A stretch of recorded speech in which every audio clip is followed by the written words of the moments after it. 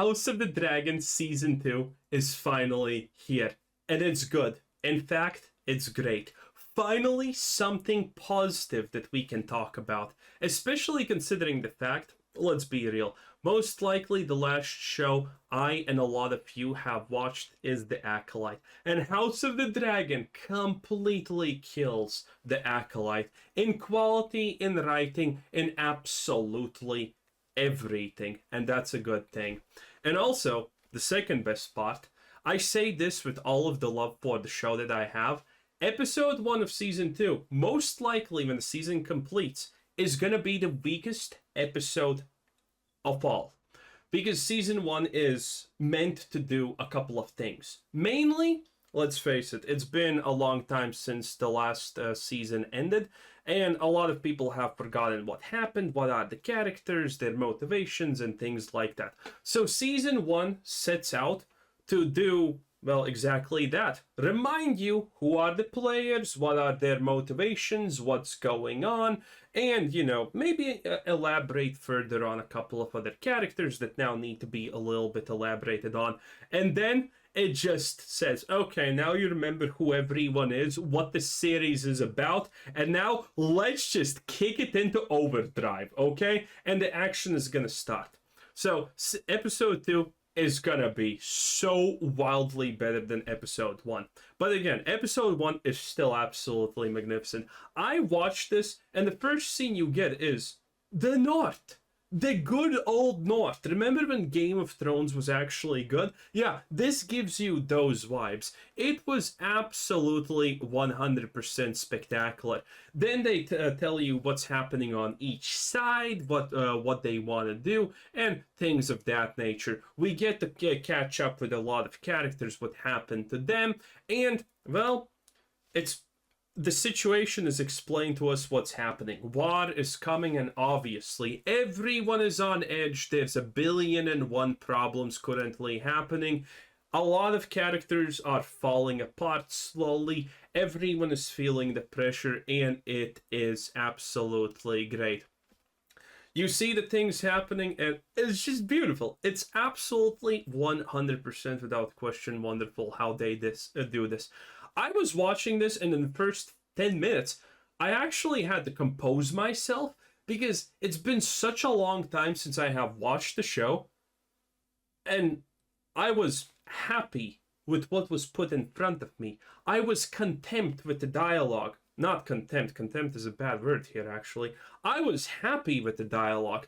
There were no glaringly obvious plot holes. Now, if you do try and, go in depth, you can argue a couple of things, obviously. But overall, beautiful.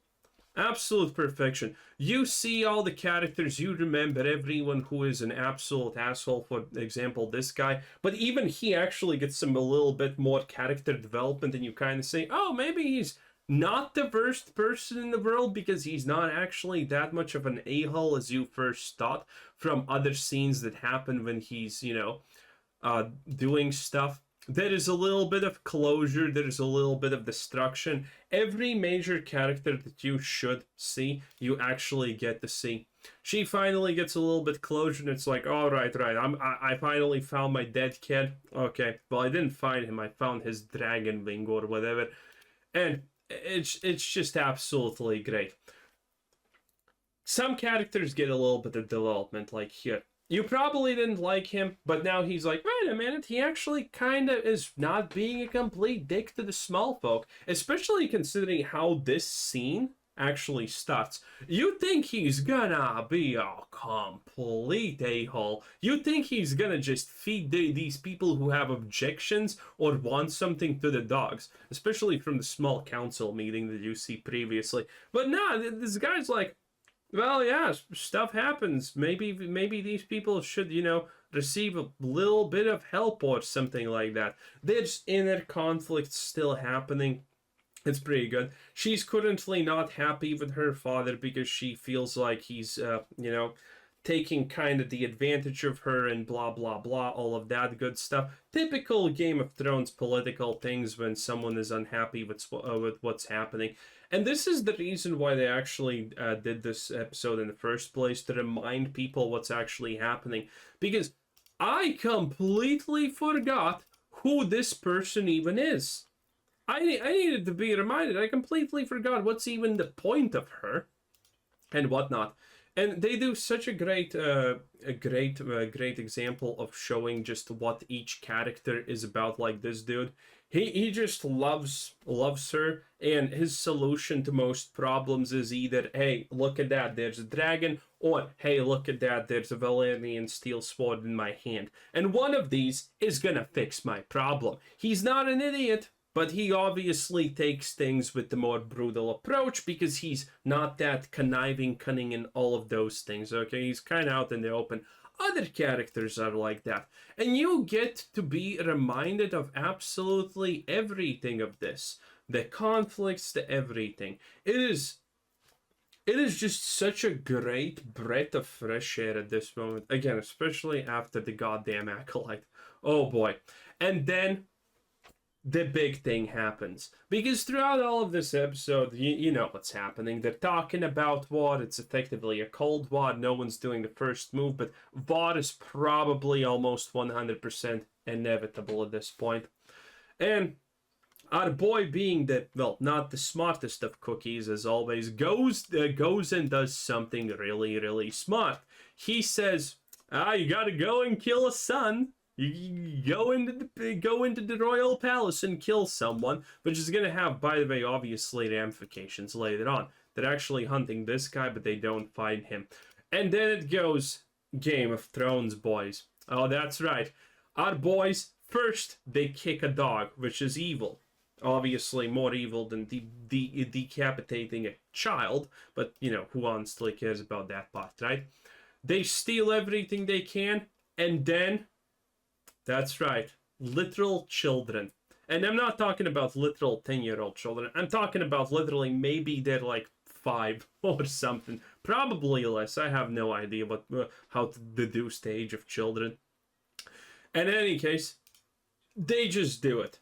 They just decapitate, saw off the head of a youngling. Oh yeah, this is Order 69 all over again. Again, it's so good. It is just absolutely so good. And at this point, you know it's over. You know it's all over. War's starting.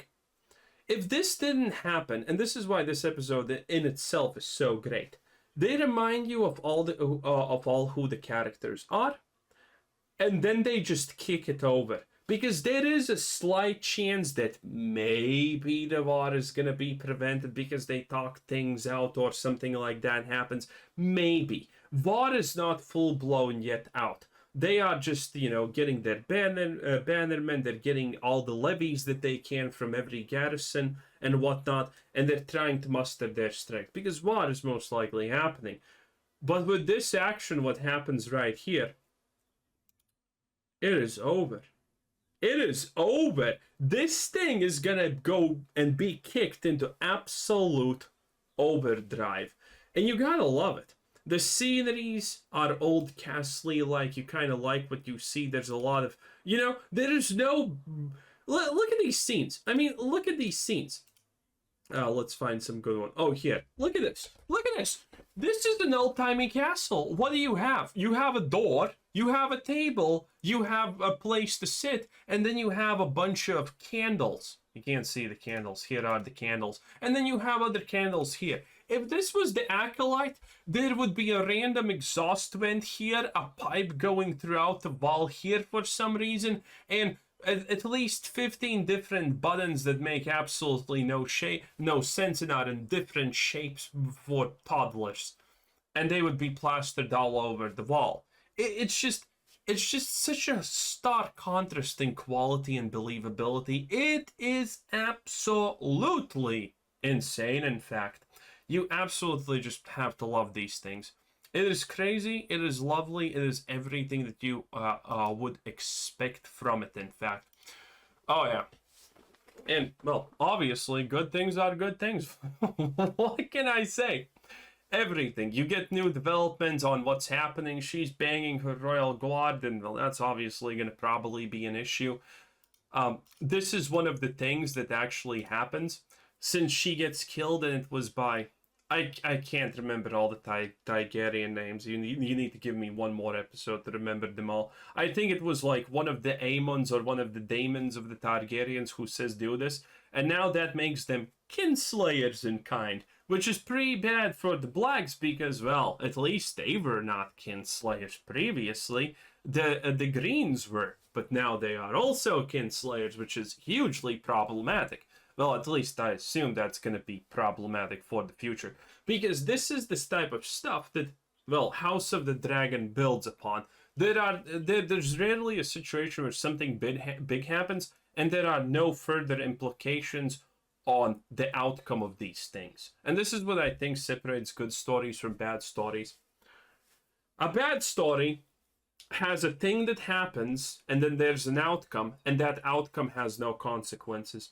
And good shows, like House of the Dragon, they have a thing that happens, either know it happens at random, or it happens because reasons, or whatever, but there's a thing that happens. And that thing that happens has consequences that last more than 5 minutes of someone saying, oh, well, I guess it's all fine, we can now forget about it. No. Obviously no. And then there's payoffs to these consequences that should arise. And it's absolutely, without question, great. Anyway, this was Quizzer Said 7. I'm so happy that House of the Dragon is here because finally something good to look forward to. And, well, I still actually need to watch Bad Boys because I'm not gonna lie. I watched that trailer and I have seen all the other Bad Boys movies previously. I was like, oh my god, this is exactly what I wanted in Bad Boys. Bad Boys is gonna be amazing. And as much as I have heard, it's already absolutely slaying in the box office. Because that is what you want from Bad Boys. That trailer alone told me that, oh yeah, this is exactly what I expect from Bad Boys. But anyway, a couple of things to look forward to. Arcane is at releasing November, so that's also going to be a huge thing to look forward to, and it's going to be amazing. And yeah, I like it. I love it. House of the Dragon. Go watch it if you haven't. It's absolutely great.